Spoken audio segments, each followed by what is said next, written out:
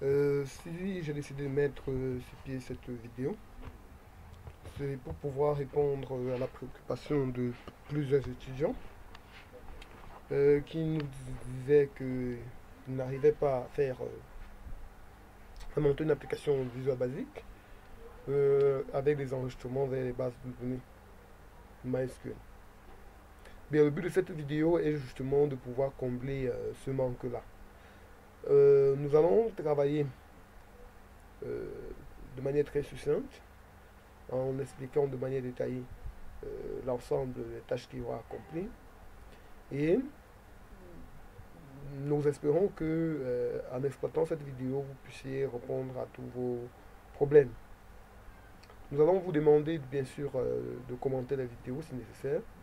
Et aussi, bien sûr, d'envoyer un pouce vers le haut si à jamais vous trouvez la vidéo bonne. Nous n'allons plus tarder. Nous allons commencer déjà par démarrer WAMP Server pour être sûr que notre application. On va démarrer WAMP Server.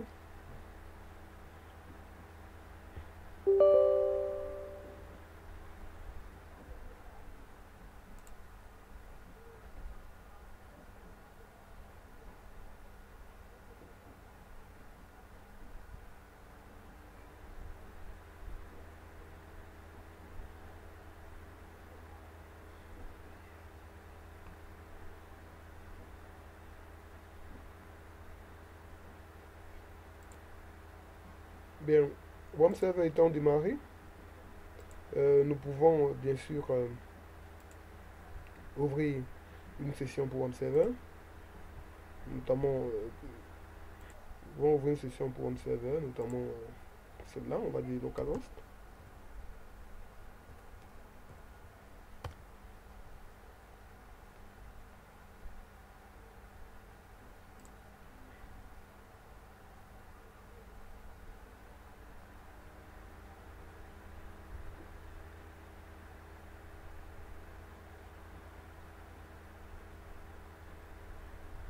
Bien sûr, nous nous rendons compte que les paramètres de connexion ici c'est de route. Nous sommes sur le serveur local et nous n'avons pas de mot de passe. Rappelez-vous, souvenez-vous toujours, on aura besoin de ces informations-là pour établir la connexion. Donc on va exécuter.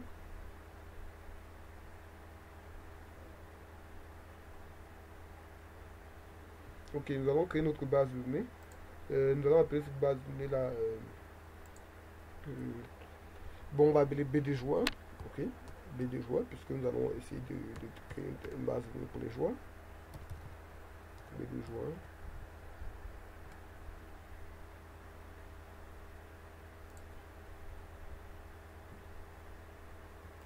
Dans cette base de données, nous allons créer une table de joueurs.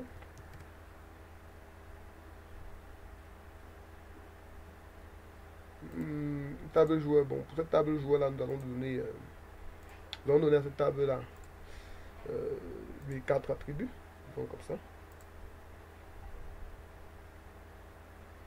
Premier attribut sera ID du joueur, ID joueur, et ce sera un entier, ce sera naturellement notre clé primaire, ce sera notre incrément, ce sera notre clé primaire, oui, exécuter. Nous allons laisser la charge de cet attribut sur la base de données. Par contre, les attributs que nous allons insérer, ce sont donc quoi? Ces attributs-là seront, par exemple, on peut dire le nom du joueur, nom du joueur,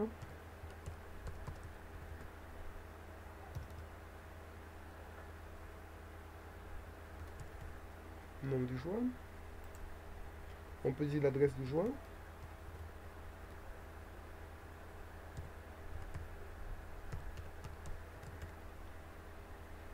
et on peut dire aussi son nombre de points.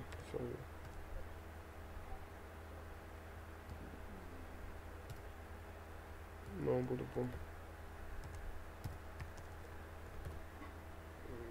De points. De points.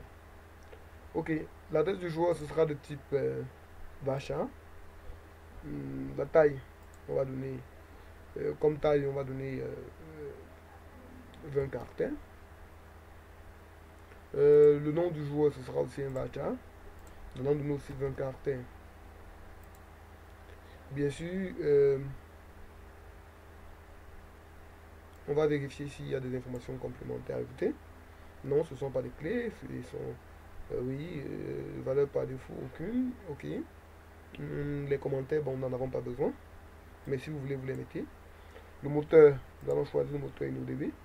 Ça, c'est si vous souhaitez faire des jointures, si vous souhaitez utiliser cette table-là dans les jointures, alors vous mettez InnoDB. Ok. Maintenant, nous allons poursuivre. On va sauvegarder.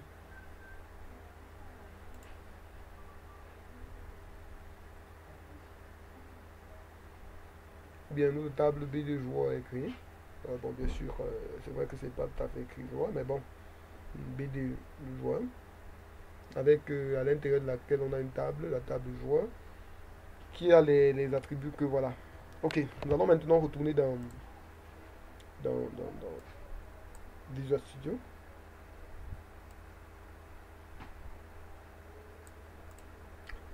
Bon, dans Visual Studio, nous allons aller sur Toolbox.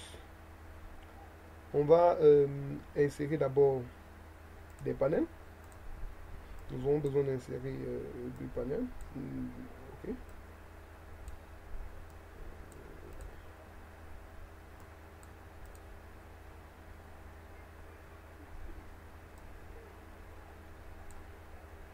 On va insérer deux panels. Le premier sera le panel qui va contenir les informations sur le joueur.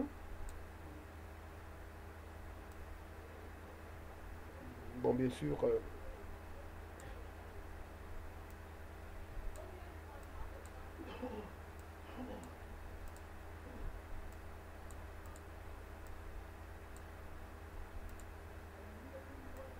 le deuxième panel va contenir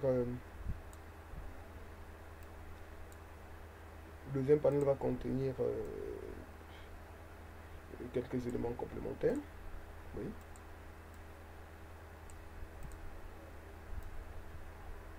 Les éléments complémentaires seront les boutons, tout particulièrement, parce que nous allons insérer plus les boutons là. Bien, oui, on va aller pour le premier panel. Et une dernière grande zone que nous allons laisser pour le Data Gate View. Ok. Donc, pour le premier panel, nous allons donner une couleur. Nous allons donner la couleur, on va dire backcolor. Cherchons le backcolor. Oui, on va donner backcolor. On va aller sur custom, oui. Et pour le backcolor, on va donner quelle couleur, hein? On peut donner une couleur, bon, donnons une couleur un peu grisâtre. Bon, c'est vrai que cette couleur-là n'est pas tout à fait intéressante. Bon, donnons une couleur un peu sombre, oui. Ça va pouvoir aller. Ici, nous allons donner la couleur blanche. Ce panel-ci. Backcolor. Custom, là. On va donner la couleur blanche. Bien, dans ce premier panel, on va déposer, on va aller sur Toolbox, on va déposer, on va aller dans les commandes contrôle, on va déposer des boutons dans on va dire des labels. On va déposer d'abord les labels dans le premier panel. On aura trois labels puisque on a dit le nom, l'adresse et on a trois labels. Puisque nous avons dit, on avait besoin, on a dit le nom du joueur, nom du joueur, oui.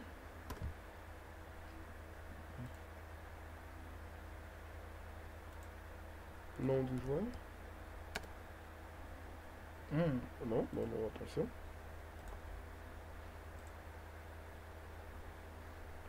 Ici, nous allons aller, ici, double-clic là.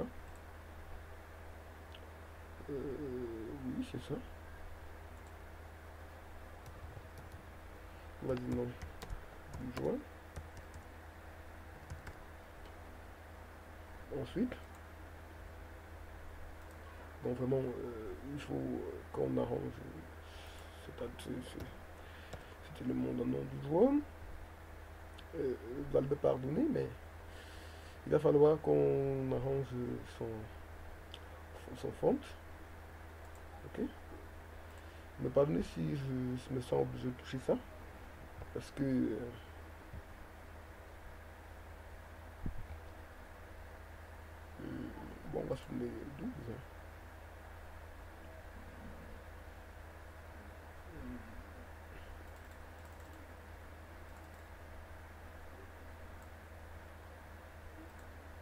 Non, oui. Ok. On va se donner, après le nom du joueur, quelle est la deuxième propriété que nous avons mise? Nom du joueur, adresse du joueur et nombre de points. Adresse. Oups.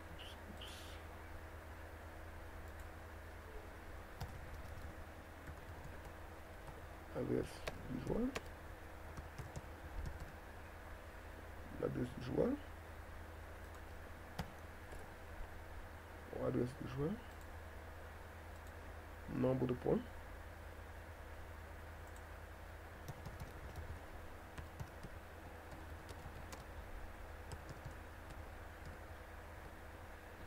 Nombre de points. Bon, bien sûr, on va aussi aller sur le font.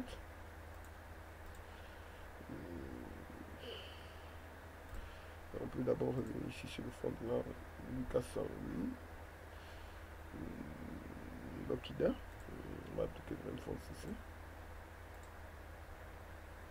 On va appliquer le Lokida. Lokida. Ok. Bon, la taille, je crois que la taille, on devrait donner 12. Hein.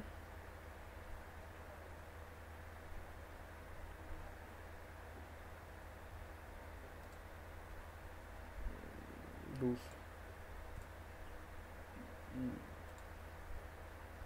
Le Lokida qu'on a utilisé ici, c'est un Lokida comment? On va aller Lokida. Ok.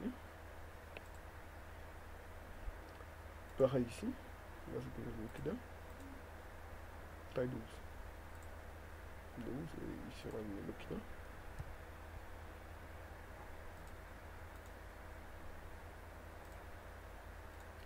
Bien, ok. Une fois que nous avons fait ça, nous allons insérer maintenant, nous allons aller sur Toolbox, nous allons insérer,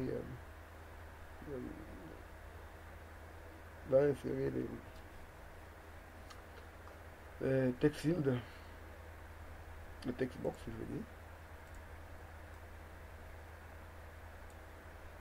Nous devons insérer 3 text box. Bien sûr, vous allez les agrandir un peu.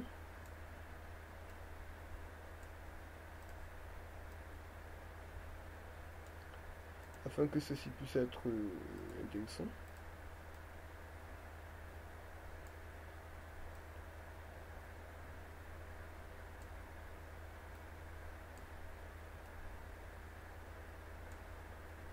Ok, ah oui. Nous avons notre textile. Maintenant, nous devons ajouter nos tableaux, nos boutons.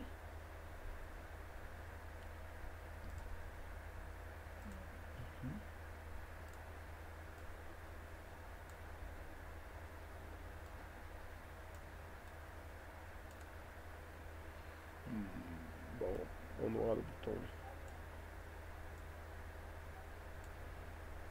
On va avoir le bouton.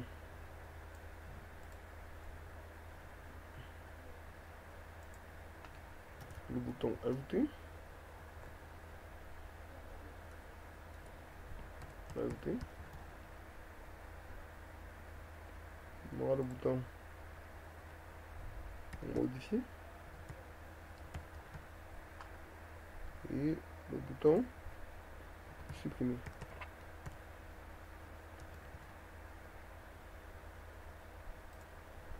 Bon, oui, il va falloir agrandir un peu ce bouton. Qu'il ait un peu une taille intéressante. Pareil pour ce bouton là.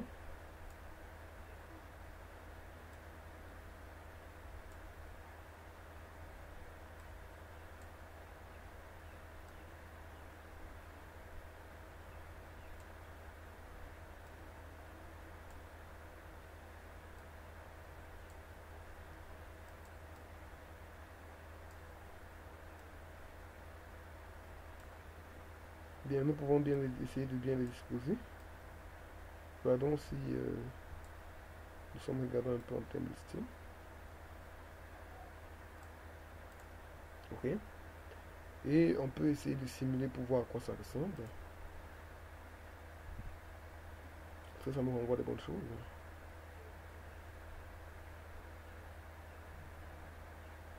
Oui, ce n'est pas mauvais. Ok.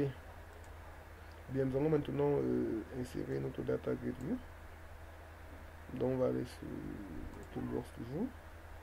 Mais cette fois-ci, on va aller sur Data. On va donner Data Grid View. On va sur le Data Grid View.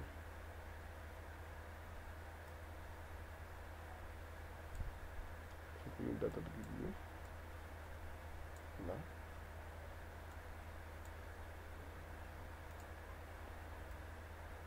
On peut réduire un peu la taille de notre fenêtre. Donc si nous avons fait ça, on va se mettre un dernier élément. On va aller sur Command Control pour mettre le titre de la page, le label.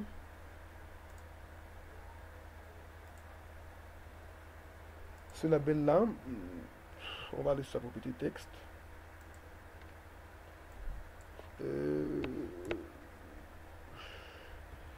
On va dire application. L'application de gestion des joueurs. Ok, on va appeler ça cette application de gestion des joueurs.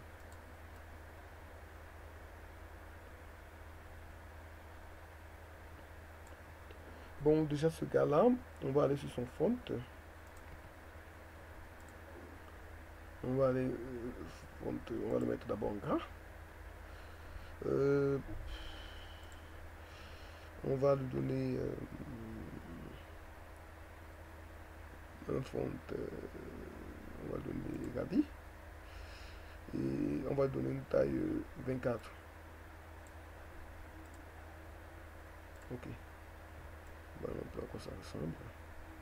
Bon, la taille 24 est un peu trop grande.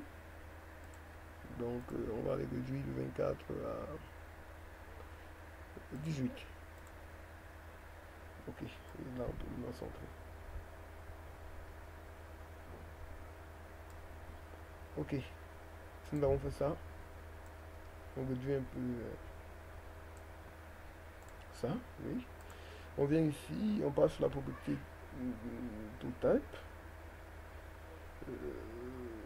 Là.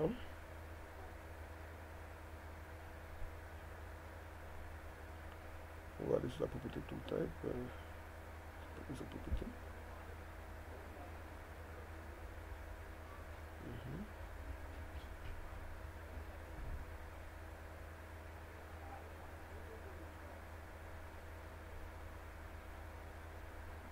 Donc oui, si nous ne la trouvons pas, ok, on va se dire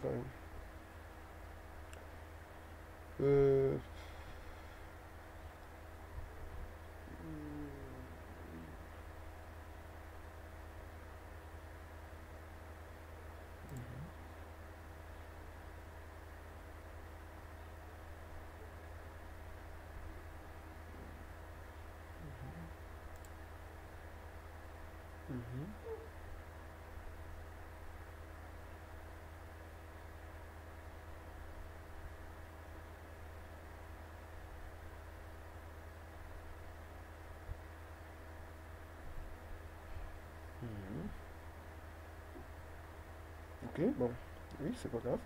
Bon, pour le moment, on va se dire, nous allons compléter prochainement. Pour le moment, on va se dire c'est bon pour cette première partie de vidéo.